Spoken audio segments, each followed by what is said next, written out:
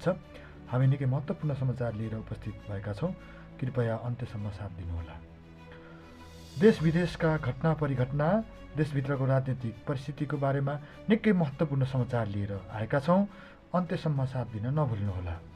यदि अहिलेसम्म हाम्रो च्यानलमा सँग जोडिनु भएको छैन भने सब्सक्राइब गरी साथमा रहेको बेल आइकन थिची जोडिन नभुल्नुहोला। अब लागौँ मुख्य समाचार। प्रधानमन्त्रीका भावी उम्मेद्वारबीच सार्वजनिक बहसका लागि ओली तयार, बालेनको अस्वीकार, गगन भने मौन र अन्यको विरोध। एमाले जनार्दन र पुनको पक्षमा मतदान गर्ने, प्रचण्ड जिल्ला। बङ्गलादेशमा फेरि हिन्दू युवकको निर्मम हत्या, उज्यालो विघटनतर्फ 15 जनाले छोडे पार्टी।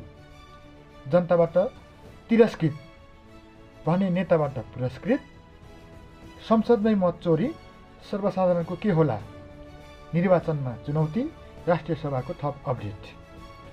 नेप्सेमा हरियाली 57.55 अङ्कले वृद्धि, बालेनलाई कटाक्ष, स्टेज सेयर गरेर चिप्लिनुभन्दा स्ट्याटस लेख्दै बस्नु ठिक।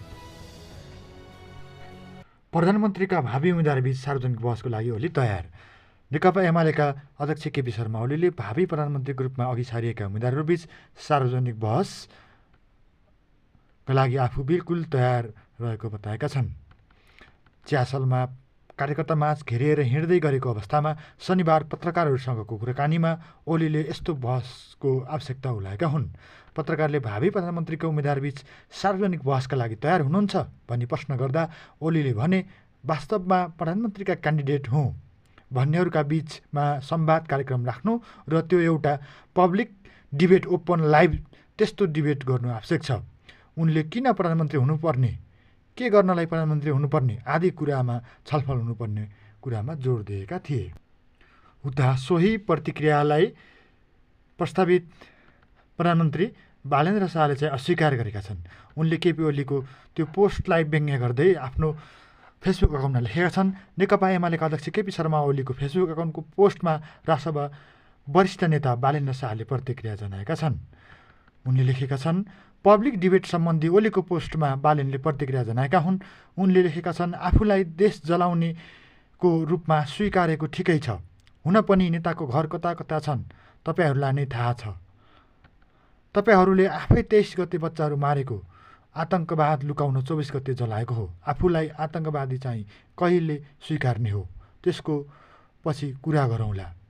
शाहले 76 जना बच्चाको हत्यारा र उसको मतियारसँग एउटै मञ्चमा उभिनु भनेको आफू पनि त्यसमा सामेल भएको बुझ्ने तर्क गरेका छन्। यसले उनले प्रत्यक्ष रूपमा चाहिँ आफू कुनै पनि डिबेटमा चाहिँ संलग्न नहुने जनाएका छन्। त्यसै गरी यस विषयमा प्रस्तावित प्रधानमन्त्रीका उम्मेद्वार गगन थापाले भने कुनै प्रतिक्रिया जनाएका छैनन् र यसलाई अन्य दलका राजनीतिक दलका शीर्षस्थ नेताहरूले यो चाहिँ अव्यावहारिक प्रक्रिया भएको भन्दै विरोध जनाएका छन्।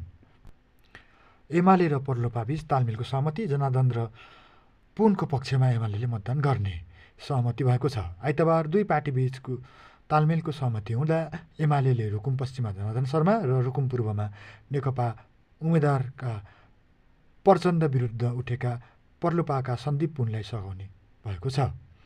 3 बुँदे सहमति पत्रको पहिलो बुँदामा भनिएको छ, प्रगतिशील लोकतान्त्रिक पार्टी रुकुमका उम्मेद्वार जनार्दन शर्मा र पूर्वी रुकुमका उम्मेद्वार सन्दीप पुनको पक्षमा आँखा चिन्हमा नेपाल कम्युनिस्ट पार्टी एमाले मतदान गर्ने सहमति भएको छ। बङ्गलादेशमा फेरि हिन्दू युवकको निर्मम हत्या।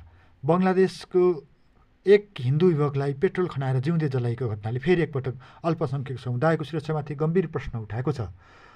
नरसिंहदी क्षेत्रको ग्यारेजमा सुतिरहेका युवकको आगलागीबाट मृत्यु भएको हो।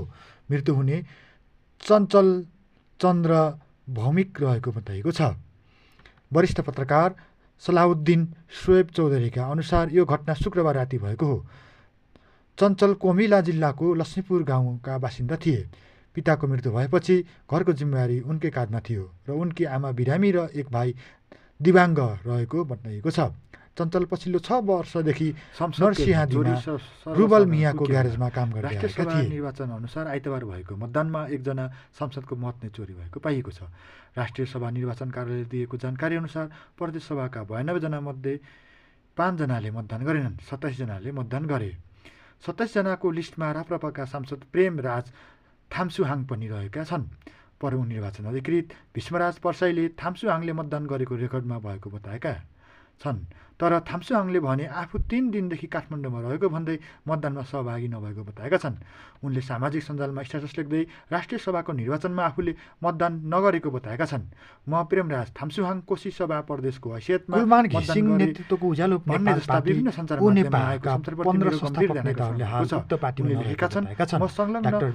राप्रपा पार्टीको पूर्व निर्देश डाक्टर राष्ट्रिय सभाको निर्वाचनमा मतदान नगर्ने राईसहित 15 जनाले सामूहिक रूपमा पार्टीमा कुनै बताएका हुन्। हामी उज्यालो नेपालका सदस्यहरू उज्यालो नेपाल पार्टीबाट अलग भएको घोषणा गर्दछौँ। हामी तत्काल विचार, मूल्य र नागरिक सरकारका आधारमा क्रियाशील रहनेछौँ। यसलाई कुनै दलप्रति समर्थन वा विरोधको रूपमा नभई नागरिक चेतना र साझा हितको अभ्यासको रूपमा बुझिदिन अनुरोध गर्दछौँ, उनले भनेका छन्। यसरी अलग भएको बताउने केन्द्रीय नेतामा सुजन श्रेष्ठ, कुसुम घिमिरे, डाक्टर घनश्याम पाण्डे, क्षितिज